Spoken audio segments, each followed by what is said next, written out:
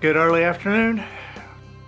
We're live. It's a Tuesday, and we're live. You've joined us on the Blue Plate Special. I'm Andy Andrews, and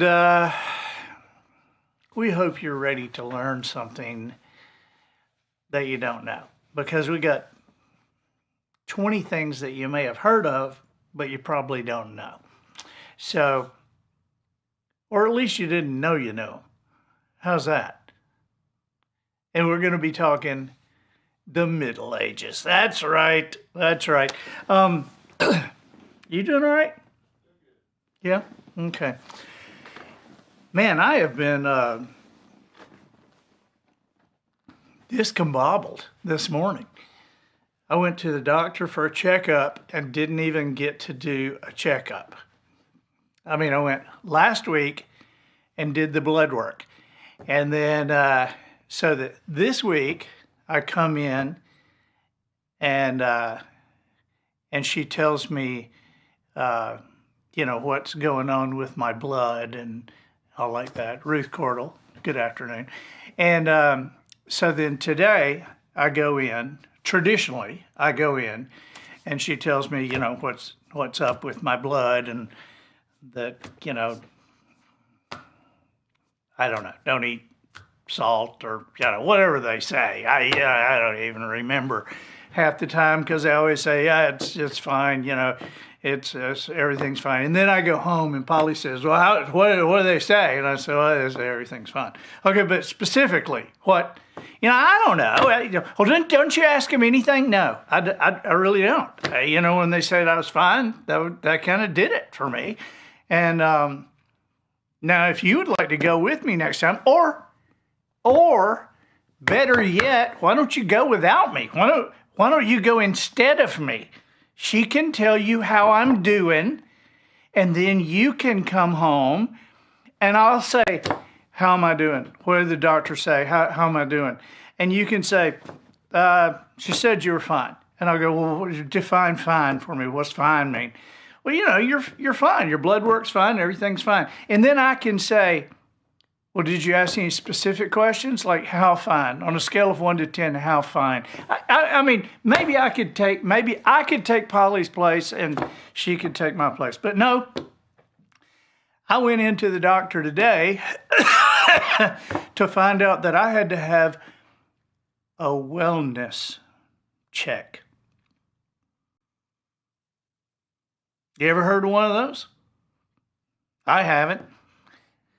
Got one guy here in the studio audience is nodding. Everybody else is kind of looking like a wellness check. And so I go in and they say, hey, this is the day for your wellness check. And I'm like, yeah, okay. I do this every year, maybe twice a year. And so, yeah, but this is like an official wellness check. Okay, from who? Well, the insurance companies and everything want, you've got to have a wellness check. And I'm like, is this something new? And doctor said, well, no, but insurance wasn't paying our, what we billed them for. And they said, well, you need to do wellness checks on your patients and you'll get the full benefit of your billing. And I'm like, yeah, okay. All right. So the nurse tells me that I just have a few questions for you, and then the doctor will come in and ask you a few questions. But you're not going to hear about your blood work and all today. The doctor's going to have to call you tomorrow for that because we can't do the wellness check and report on the results in the same day. Okay, so this is some kind of government BS, this kind of some kind of insurance stuff that, I don't know what you charge. I don't know what they charge me when I go in there, but I guarantee you it's more with a wellness check, But my wellness check, are you taking this prescription? Yes, I am. Are you taking this one? No, I'm not, and I haven't been for 6 years. even though you guys keep asking me about it every time I come in here. Okay, what about this one? No, that one's been 10 years. What about this one? Yeah, taking that. How much of it? I don't know. One of them? I don't know. Well, how many milligrams? I don't know. Whatever you guys prescribe, that's what I'm taking.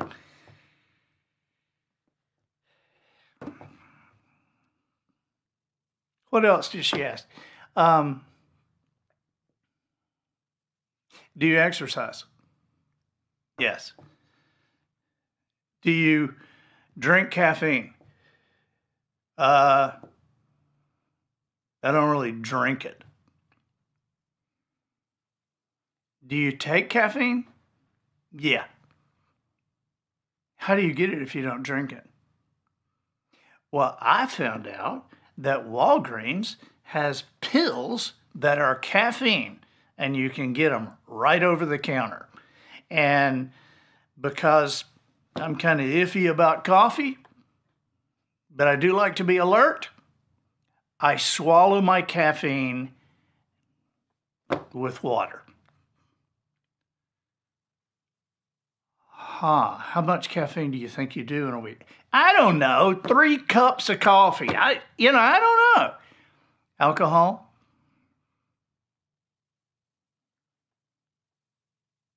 Any question about it? Yes. Do you partake of alcohol? Yes. How much? Not much.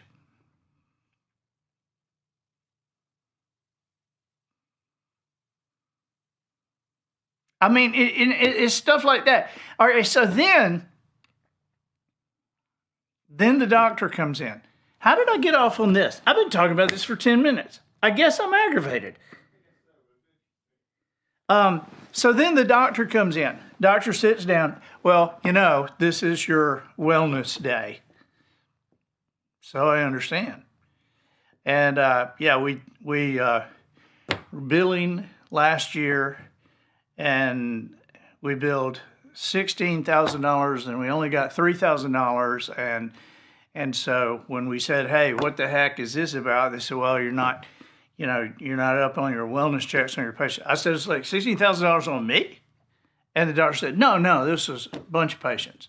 I'm like, okay. So, well, as you know, I can't give you your information. Oh, I remember. The nurse also asked, "Do you have a living will?" Yes, I do. Okay. All right, so now the doctor's in. So, we can't give you your information today. Okay. So I will call you tomorrow. All right. So I just got a few questions for your wellness check. I need you to remember these 3 words: leader, table, and salt. I'm going to ask you that in a few minutes. Leader, table, and salt. Okay. Do you take this medicine? Yes, I do. What about this medicine? No, hadn't taken that in 6 years, but you guys keep asking me about it. Yeah, well, let me take it off here. Oh, you're going to take it off kind of like you do every time I'm in here? Okay, yeah, good. Good, that's good, that works. What about this kind? No, hadn't taken that in 10 years. Should I take that off too? Your choice. Gives you something less you get to ask me about. We don't get to have our conversation about, are you taking this kind of drug? Yeah, take it off, for God's sake, take it off. Okay, do you have a living will? Yes, I do. What are those 3 words? Leader, table, and salt. Very good. Very good. Okay, I want you to take this piece of paper, and I need you to draw the face of a clock, and you need to indicate on here 11:10. Like, okay. And I can't believe I said this. So I said, I'm going to do it with a digital clock. And the doctor said, no. We need the clock face. Like, you mean the clock face that probably 60, 70% of America wouldn't be able to do now? Yeah, probably. Okay, all right, there we go, 11:10. That look good to you? Yeah, it looks good. Okay, so here, I need you to fill this out and just get this back to us. Like, what is this? It's a living will. Okay, I've already been asked twice today if I had one, and twice I said yes. And so now I'm going to fill out another one? Yes. Okay, do you know that your nurse came in and asked me the exact same questions? Yes. Okay. And so here is they give me this like book. It's like about this thick. I mean, it's about that thick, but it looked like about that thick to me. These are your instructions for filling out your living will. Can I just like read it? Well, yeah, but you probably want to go with these instructions and just get it back to us at some point. I said, how about if I fill it out before I leave? And he said, yeah, that'd be fine. So I stood at the window and filled it out. I didn't even go take my seat. I stood at the window. That's kind of evil, isn't it? But I did. And I didn't read the instructions. I mean, there are only like 4 questions on it. Okay, if you can't think, you can't eat, you can't drink, you don't know what's going on, you're unconscious, and the doctors determine you are never coming back, is it okay not to feed you? Yeah, it's fine. And it's questions like that. And then it gets down and it said, is there anything you want us to know about your end-of-life instructions? Anything you want to happen, anything you do not want to happen?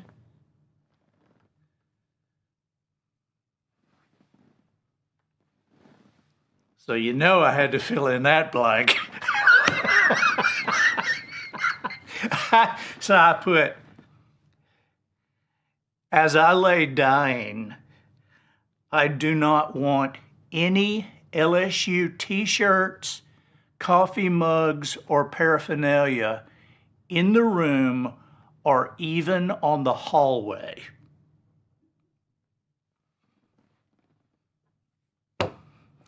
That's what I turned in, and I still don't know if I'm okay. I guess I won't know until tomorrow if I'm okay. They're probably going to come and say, you know, your blood pressure's fine, liver enzymes are good, your polypeptides and are all excellent, your sinuses sound good, your heart's beating well, your lungs are working. But the blood work shows a little bit of anger and sarcasm in there. And I'll go, ha, boy, it is very accurate, isn't it? It's very accurate. Yeah, boy, you nailed me on that. So now that we've dealt with the modern convenience, our modern medicine, we're fixing to go to the Middle Ages, where I can be a little more comfortable with what's going on. Martin Simmons says, I watched your visit with Scott Beck. Well, I wasn't sure about him at first, but he he grew on me. His company's rooted in helping farmers branch out and succeed. Yeah, and I know I know what you mean about that you kind of weren't sure about Scott at first. Scott is very Midwestern, even. He's not excitable. He's very cool. I mean, he is truly one of the most awesome people that I know. So this is Scott Beck, the president of Beck's Hybrids. Dave Larder, greetings from Phoenix. Or even, yeah, I know, I can't even say it. I can't say it. I can't say it, but I'm glad you're not burning up there. Shanda Danner, you'll be at the wharf on the 23rd and 24th. Well, we hope to see you too. Irene Robbins, hi. Hi to you, Irene.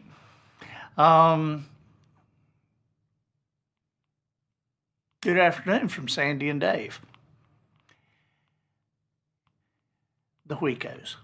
All right, you ready to get on this? Zenny Cole, are you ready to get on this? Here we go. Medieval life. These are 20 things that you didn't know. First of all, you know exactly when were the Middle Ages? The short answer is that the Middle Ages are that period of European history that came after antiquity and before modernity. Middle, get it? Actually, a start date of about 500 AD and an end date about 1500 AD is kind of a safe range. The Middle Ages in Europe spanned roughly 1,000 years, generally defined from that late 5th century, and actually the number is 476 AD, to the late 15th century, and it's really 1453, but I'm going to call in 1492 in there too, because it bridged the fall of the Roman Empire in 476 and the start of the Renaissance era. That those key time periods, 500 to 1000, they're in the middle, were often termed the Dark Ages, and is marked by the fall of Rome in 476 AD. It was marked by migrations, and by the way, do you know what the final nail in the coffin for the Roman Empire was? I mean, there were a lot of things that caused it to fall, but do you know what the final nail in the coffin was? When they opened the borders. They opened the borders, and it was over. I mean, I'm not trying to say anything about our immigration policy. I'm just telling you that was the final nail in the coffin with the Roman Empire. Then there's what's called the High Middle Ages, which is about 1,000 to 1,300. There's a rapid population growth. The church is growing really big. There's the development of feudalism. The construction of cathedrals were really started then. And then there's the late Middle Ages, 1,300 to 1,500, and that was a time marked by crises like the Black Death, but also as the growth of cities and the onset of the Renaissance. 1453 AD was the fall of Constantinople. It was the end of the Byzantine Empire, the end of the 100 Years' War, and I just think that's pretty close, just curiously close to 1492, which is when Columbus landed in the Caribbean. So it's just very close there. And religion during that time, the Roman Catholic Church was the dominant institution. Medieval culture it was a rise of knighthood. That was the feudalism, chivalry, castles, Gothic art, stuff that'd scare you today. So here are 20 things that are very curious to me about the Middle Ages. So I remember not studying the Middle Ages. I think it was maybe in junior high school or high school, but I remember specifically that being a topic, and I remember specifically not studying it in high school.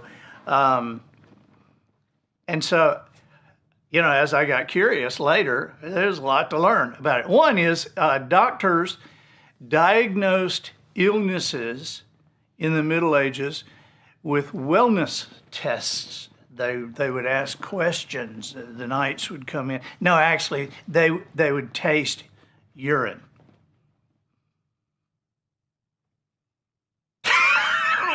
They believed bodily fluids held clues to internal health, and urine was inspected for smell and taste. Sweetness might indicate diabetes. Medical charts. I've actually seen one of these medical charts called a urine wheel, and it helped match samples, colors, and conditions, and this was standard across medieval Europe. You know, that makes me wonder, though. I always think, okay, after the wellness test, if you would step into the bathroom and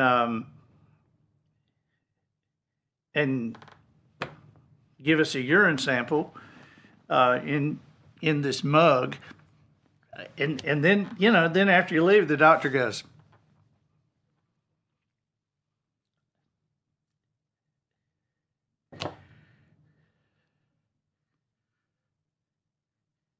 and I'm thinking, you know, the doctor's, gosh, that's sweet. I think this person has diabetes. So what do you do? Even if you know it's diabetes, it's not like, listen, it's just a simple little, it's a shot every day. You're going to give yourself a shot every day. Like right in the middle of jousting, yeah, just going to stop your joust. You're going to lift up your suit of armor, little insulin shot right there. If you find yourself with that, just, you know, you can stop off somewhere and get a candy bar. Candy bar, that'll help. I mean, how do they do with this? I don't even know. Leech therapy was a routine prescription. This was for a lot of stuff. You know, I mean, your urine is sweet. Bring us a leech. It's sour. That's another leech, I guess. But prescription bloodletting was central to this whole medical community. And leeches were a popular tool.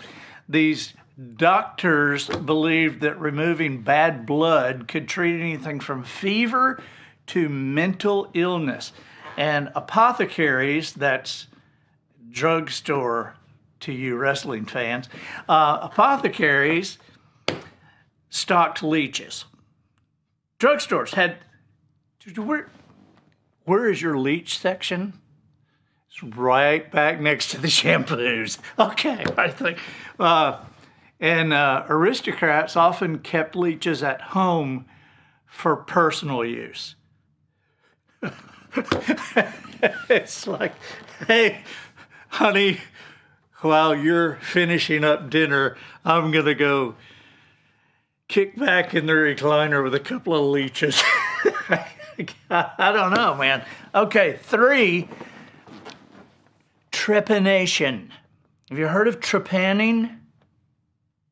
Trepanning involved drilling holes into skulls to relieve pressure.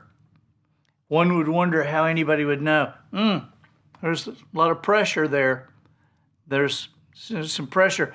Or it was either pressure or to release evil spirits. Now that's something I can go with. There, you know, yeah, I've got an evil spirit in my head. Sure, drill a hole in my head. They used to bore holes into patients' skulls, and this procedure is called trepanation, trepanning. It was everywhere. I mean, it was surprisingly standard, and skulls from that era, some of them that have been trepanned show bone regrowth, which means some of them survived. And they usually did it when somebody was having seizures or behavioral changes.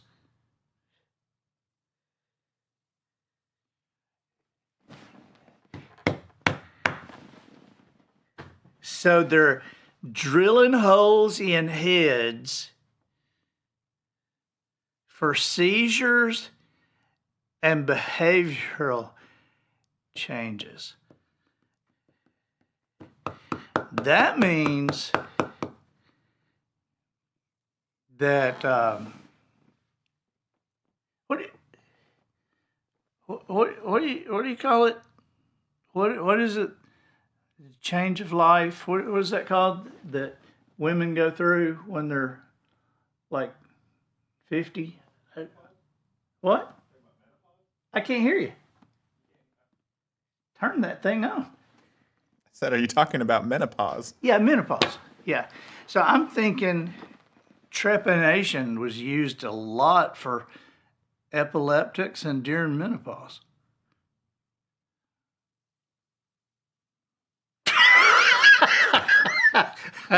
Studio audience got a husband going like this. So that's wow. Bubonic plague was blamed on bad air. Bad air was another medical condition. Bad air. Long before germ theory, people believed diseases came from foul-smelling air or miasma. Miasma. You ever heard that word? Yeah, I have too. I don't know how I've heard it, but I don't think that I've heard it describing bad smelling air. I thought a miasma was like a I don't know, like a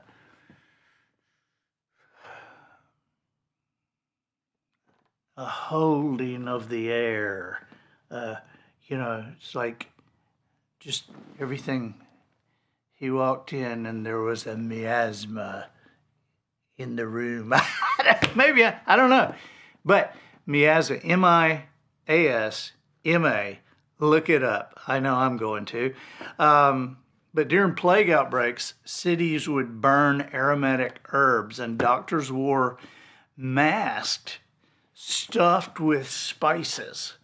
So while the real culprit was fleas on rats and germs, this airborne theory guided much of the medieval public health. Bad air. Number 5. We're gonna have to hurry through these things. Barbers were surgeons. They were barber surgeons. They're surgeons, they were barbers. They cut hair, but they also cut limbs off. They did more than just trim hair. They pulled teeth, they amputated limbs, and although they lacked formal training, they served as the primary medical providers for commoners. Their striped poles, the barber pole, that comes from a bloody rag being put up to dry and that thing whipping around that pole in the wind and the bloody stripes around the barber surgeons. That's kind of where that came from. Number 6, toothaches were blamed on demonic worms. If you ever had a toothache, you might think that. But this was a fact that was accepted by commoners, educated physicians, and barbers. And it even appeared in formal medical texts. Okay, so to relieve dental pain, people believed that worms had burrowed into their teeth, and to relieve it, they would burn pungent herbs near their mouth in hope of smoking them out. I'll smoke these worms out. Whew. This sounds like kind of a dirty time, doesn't it?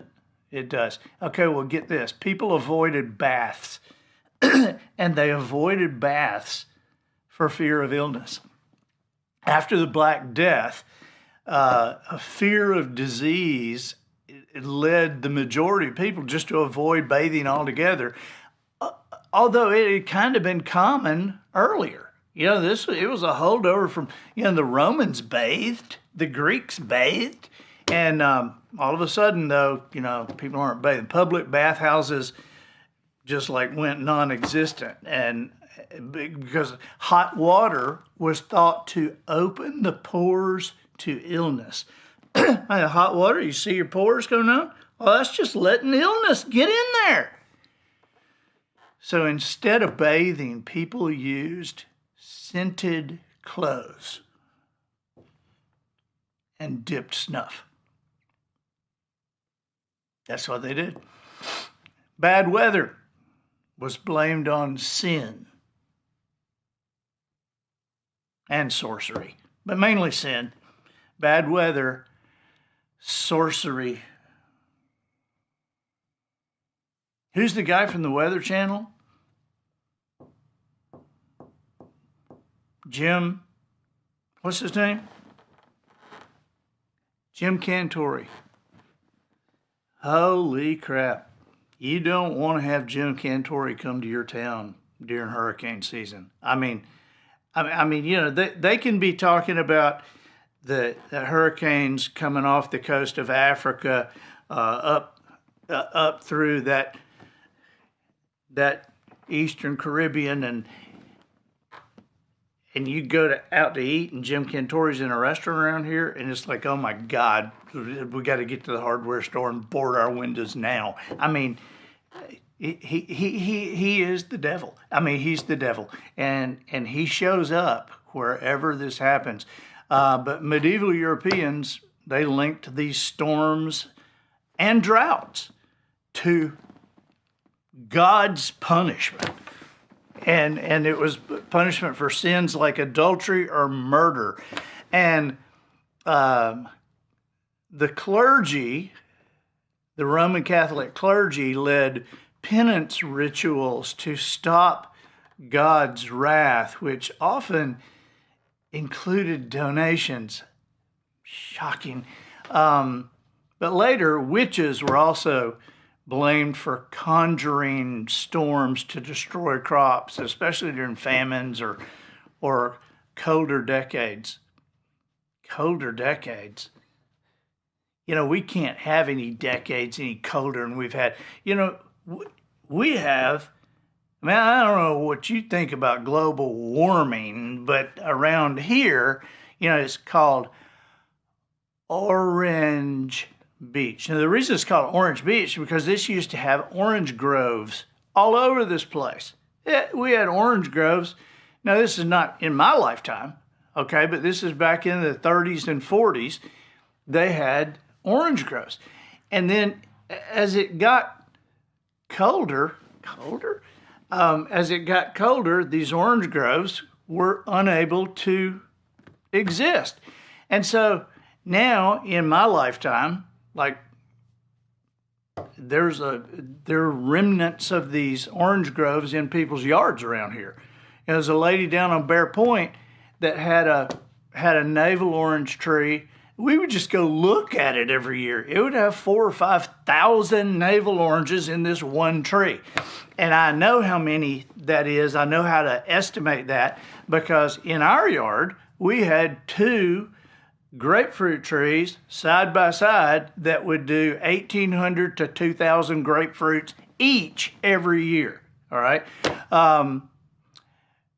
There's some big orange trees and a grapefruit tree on the art center's property down there. But you see these things, but you know where they are now? They're dead. At one point, now we planted most of them, but at one point we had 46 citrus trees on our lot. After after Hurricane Ivan destroyed all our trees, you know, we thought, damn, we got to plant something. Might as well plant something to do something. And so we had 46, and we don't have a single one of those original trees. I'm just telling you, if this global warming keeps up, we're all going to freeze to death. Okay, I mean, that has killed our citrus trees around here. I mean, even the ones that were able to hang on. Okay, in the Middle Ages, church bells were rung to stop storms. Like during a storm, they would ring the bells. I gotta run. We gotta get through this stuff. I got so many of these things. So anyway, whenever storms approached, the priests would climb up and ring these bells like they thought the sound could scatter and ward off the demons. And, you know, there's Jim Cantori in the sky, and they would ring the bells. All right, number 10. Animal trials were held in church courts. Animals ranging from pigs to insects were tried in court for crimes such as theft or murder. Some animals were hanged or exiled, and legal records still exist detailing judgments and these verdicts. These proceedings reflected the belief that morality applied to all beings created by God.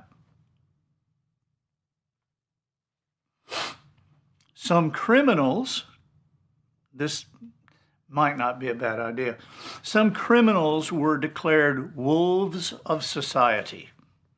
These were habitual offenders or those who fled justice, and they were declared outlaws or wolves of society. And this meant that they had lost all legal protection. Anybody could kill them without punishment. So these declarations effectively erase somebody from civic life, to wolves of society. Yeeks. Number 12, beer was safer to drink than water. If you're talking about bottled water, I don't know if it's safer now, but beer's less expensive than water.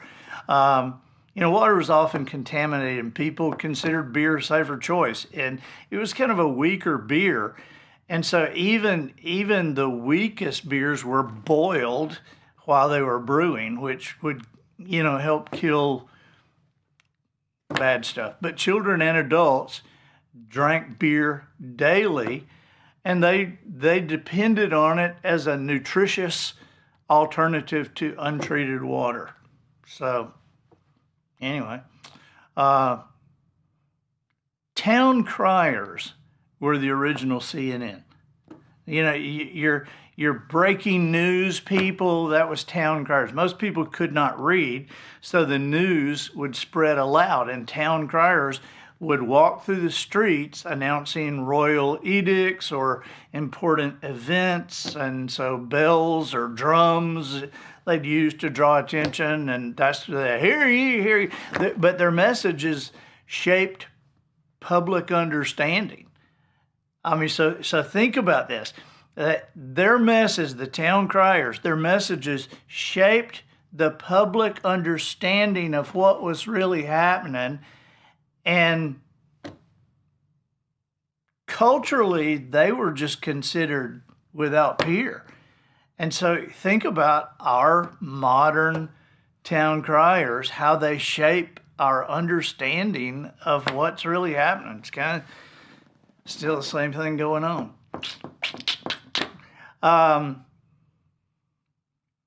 14.